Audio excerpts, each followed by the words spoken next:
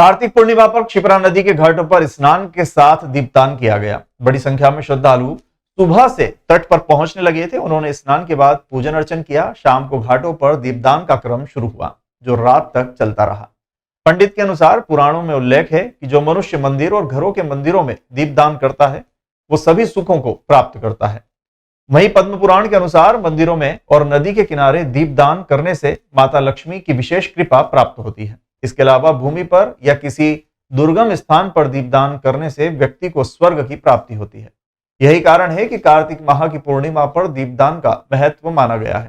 सोमवार को भी दीपदान किया गया।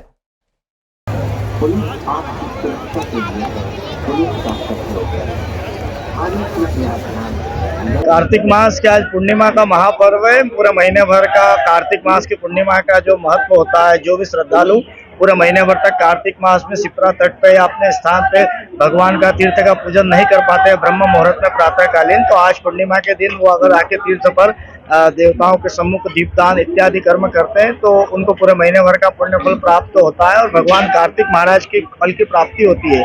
हरिहर के रूप में ये कार्तिक मास का महीना होता है। इसमें भगवान शिव का और विष्णु भगवान का पूरे महीने भर तक आराधना करी जाती है, जिसमें दीपावली का 5 दिवस का उत्सव भी होता है। और कार्तिक मास की पूर्णिमा के 5 दिन पहले जो एकादशी आती है, उस दिन से 5 दिवस आज तक जो भी श्रद्धालु अगर पूरे महीने भर तक स्नान दीपदान नहीं करता है तो इस 5 दिन के अंतराल में पूर्णिमा तक में दीपदान करता है तो पूरे महीने का फल प्राप्त होता है, जिसके करने से वंश की वृद्धि, कुल की रक्षा, संतान की रक्षा और पितरों को यमलोक की यातना से मुक्ति का फल प्राप्त होता है। धर्मराज जी के सम्मुख दीपदान करके वंश की और पितरों के कृपा की पुण्य की प्राप्ति करता है। ग्राम कड़ियार में आरोपियों ने घर में घुसकर महिला और उसके परिजनों के साथ मारपीट की घटना को अंजाम दिया है। घायल महिला ने जानकारी देते हुए बताया कि वो लोग खेत पर पानी चला रहे थे, तभी अचानक पड़ोस में ही रहने वाले की गाय खेत में आ गई।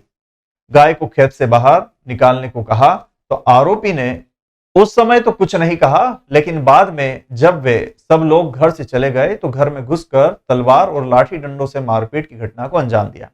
मामले में महिला और उसके बच्चे घायल हुए हैं, जिन्हें उपचार के लिए जिला अस्पताल में भर्ती कराया गया है। वहीं पुलिस ने जांच की बात कही है।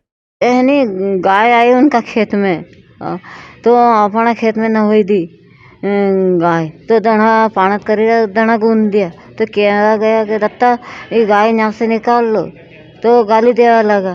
गाली देवा में नहीं निकालूंगे तो फिर गाली देवा लगेगा, भी गाली देवा लगा तो फिर ये भी अन्य भी कहीं कहीं की होगा तो लड़ेगी। अगर आई ने बोलवा लगा कि ऐसा ने ऐसी गाली क्यों दी, तो आई ने भी तो उनने बाहर का मनक बुला लिया और घर का मनक भी कि मिल के घर में भरा गया और दारिया फरसी लेके और तलवार लेके घर में घुस गया।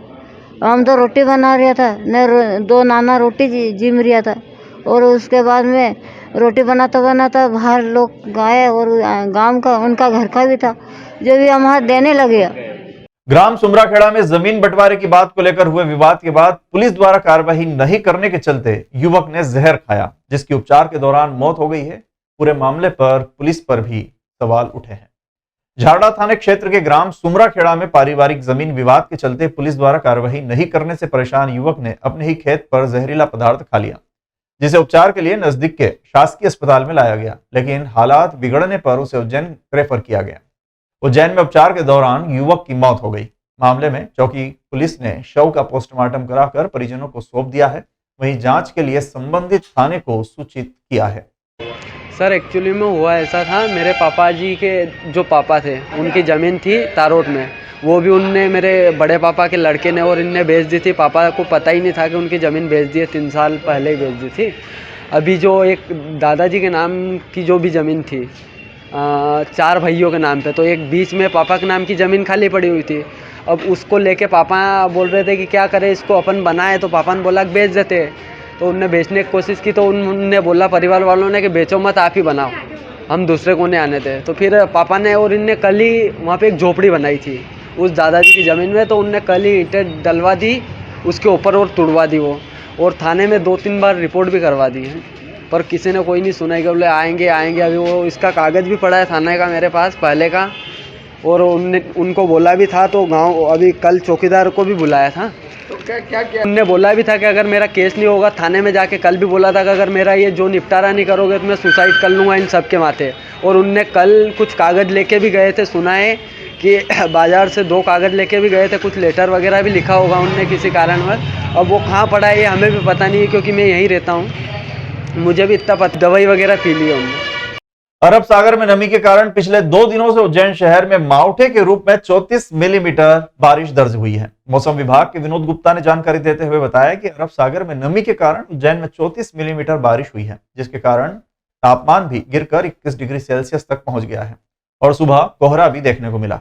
आगे भी मौसम में धीरे धीरे बदलाव नजर आएंगे और तापमान में गिरावट बढ़ती जाएगी। वैसे आगे बारिश होने की संभावना कम है, लेकिन जैसे जैसे पश्चिम विक्षोभ पहाड़ी क्षेत्र में आएगा वैसे वैसे मौसम में फिर बदलाव दर्ज किया जाएगा।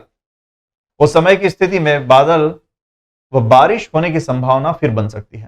अरब सागर में जो नमी हमारे आ रही थी, उसके कारण पिछले 2 दिनों से मौसम में परिवर्तन हुआ है और उसी के कारण हम देख रहे हैं कि पिछले 2 दिनों से मावठे के रूप में हमारे यहाँ वर्षा भी हुई है। 2 दिन में 34 मिलीमीटर वर्षा रिकॉर्ड की गई है। दूसरा ये है कि आज सुबह के समय हम देखेंगे काफ़ी कोहरा भी था, जिसके कारण विजिबिलिटी कम रही और मैक्सिमम तापमान या अधिकतम तापमान की हम बात करें तो वो भी घटकर काफ़ी नीचे 21.5 डिग्री पर आ चुका है। सर ये कब तक रहेगा ये?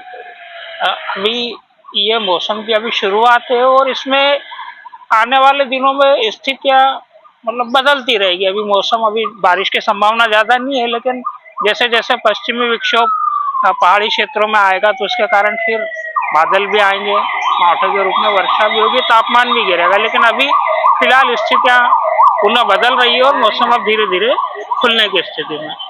फिल्मी जगत के सुपरस्टार नंबर 1 अभिनेता गोविंदा की पत्नी बाबा महाकाल के दर्शन के लिए समय समय पर आती रहती हैं।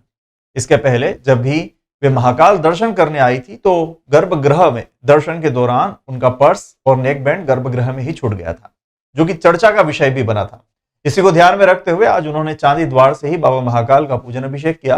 हालांकि आचार संहिता के चलते गर्भगृह में श्रद्धालुओं का पूरी तरह से प्रवेश बंद है। मंदिर के पुजारी रमन त्रिवेदी द्वारा उनका पूजन संपन्न कराया गया। आपको बता दें कि गोविंदा महाकाल के भक्त हैं और समय समय पर बाबा महाकाल के दर्शन के लिए परिवार सहित आते रहते हैं। आज गोविंदा तो नहीं आए, लेकिन उनकी पत्नी और बेटे ने बाबा महाकाल के दर्शन कर बाबा से कामना की। एक बार चले जाओ, एक बार और ठीक है, मैं किधर हो रहा हूँ अभी तो